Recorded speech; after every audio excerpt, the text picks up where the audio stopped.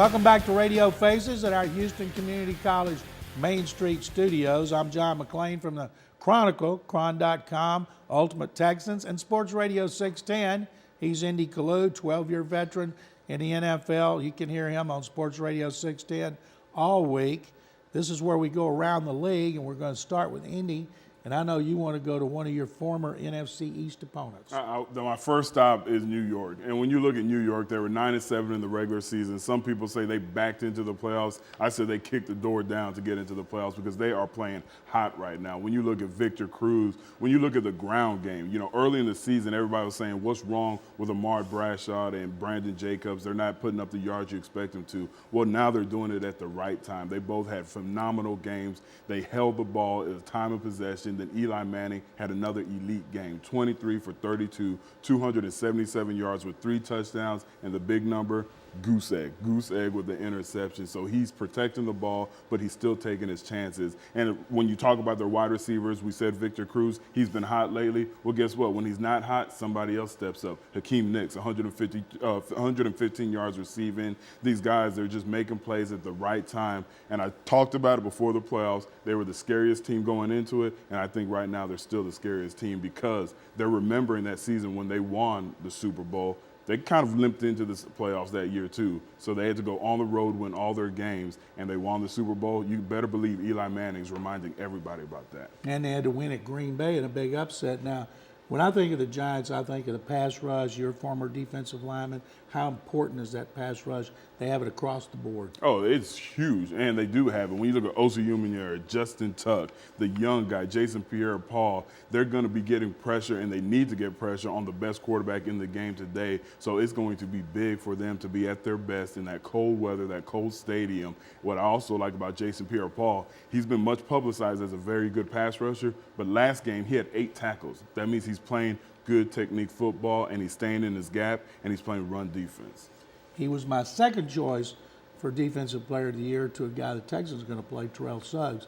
Now, Denver, I know you want to talk about the coaching of John Fox. What's up with that? It's just a great job. When you talk about Coach of the Year, you have to mention him. You have to mention Kubiak. You definitely have to mention Harbaugh, who I believe is going to get it in San Francisco. But John Fox, when you take a guy who's not a traditional quarterback and you manipulate your playbook to fit his style, you have to humble yourself to do that, and you have to have a grand sense of what's going on around you, and I think that's what John Fox has. They're running the option. Everybody says you can't run the option in the NFL because your quarterback will get hurt. Well, he realizes his quarterback is 6'2", 240 pounds of just toughness, and that's what you can do when you have a quarterback like Tim Tebow. You run the option, and you saw many times where the Pittsburgh defensive players were fooled by who was going to be running the ball, and I'm actually going to show you that later in the show on Chalk Talk. They also led the league in rushing, and their defense is pretty darn good, too. Now, a lot of teams didn't make the playoffs. Everybody's got 1 or 2 they like to make the playoffs next year. Who are your non-playoff teams you think could slip in and be Super Bowl contenders next year? Well, I have 2 teams that didn't make the playoffs that the town, the community should be excited about. One, Philadelphia Eagles. Right now they're upset because they're used. Surprised by that? Because they're used to going to the playoffs. So if they hear this, they probably think I'm crazy. Why should we be excited? We didn't make the playoffs. But at 8-8, they finished strong, and you started to see all that talent gel together. They do need to find a backup for Michael Vick who can step in and play well, because his style of play, he's not going to play 16 games. I think he just he lays his body on the line too much. But you look at the defense, you look at all the added pieces. They needed that year to gel together. They're going to retain Andy Reid, which is smart. The rumor is Juan Castillo, who's a very good offensive line coach, they experimented him with the defensive coordinator, is going to go back to the offensive side of the ball, and they're going to bring in a quote-unquote legit defensive coordinator. With all that being said, there's a lot to look forward to in Philadelphia. The other team, Carolina. Simply put, Cam Newton. If they draft like the Texans drafted last year and spend all their picks on defense, I think the Carolina Panthers are going to surprise some people. The divisional round of the playoffs is traditionally the best, the most exciting. I love watching it, even though I'm going to be in Baltimore for the game. But you got 4 great quarterbacks. You mentioned earlier Eli Manning. You got Drew Brees, Aaron Rodgers, and who am I leaving out here? Tom Brady. Tom Brady. How could I leave him out? Against 4 guys like T.J. Yates, Tebow, Flacco, and Smith, right. Alex Smith. How important is the elite quarterback in a game like this? It's very important. You know, there's going to be some times where you can say, well, you don't need an elite quarterback to take you all the way. But if you just look at history, if you look at all the great teams, if you look at the teams that won the Super Bowl, you have to go way back to Trent Dilfer, I believe, where the best quarterback or one of the best quarterbacks didn't win the Super Bowl that year. So it's important. That's why you draft. That's why you put so much stock into the quarterback. And it's funny that you bring that up. I was doing some research, and the 12 quarterbacks that played in the playoffs, 8 of them were first-round picks. So you definitely have to go with your quarterback, and you go as your quarterback goes.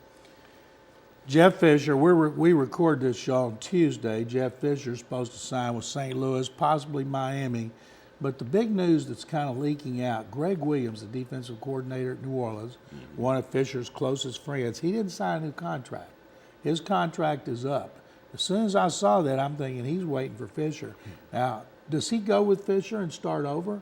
Or should he stick with New Orleans with Drew Brees and Sean Payton and be a Super Bowl contender every year? I think it depends how close they really are. It's one thing to be friends. It's another thing just to be good associates. They're this close. Well, if they're that close, then you wait. Because I have a couple of friends that I would love to work with, and if I had a chance to work with them, you do hold off. And if they're that close, I think you called it. It's going to be obvious that when Fisher signs with St. Louis or whoever it may be, his buddy's going to follow him. But if Williams wants a chance to be a head coach again, he was a head coach at Buffalo, he probably should stay there, because if you go with Jeff to say St. Louis or Miami, you're starting over, and it's going to be a while, if ever, you're as good as the Saints are. Or he could do Wade Phillips and turn them around in 1 year. Then he'll have a lot of head coaching jobs being thrown his way. That's a good point. I did a talk show this week in Dallas, and I brought up the fact T.J. Yates has as many playoff victories as Tony Romo. Does that sound weird? I know you didn't pull that out on the Dallas fans. I did that just to make them think, wow. Make them think or cry? Well, both. What do you think about? I started thinking, what does that say about Romo? That's tough, because I could use the excuse for Romo that, well, T.J. Yates is surrounded by so much talent. But when you look at that Dallas roster, they're paper champs. You know, when you have paper champs and you don't make it to the playoffs like San Diego, you know the problems with your head coach and your quarterback. So maybe he doesn't have those intangibles that we think he has when you talk about just being a winner, because he throws up nice stats. He's a good quarterback, which makes it hard to talk about replacing him. But when it's all said and done, it's about what you do in the playoffs.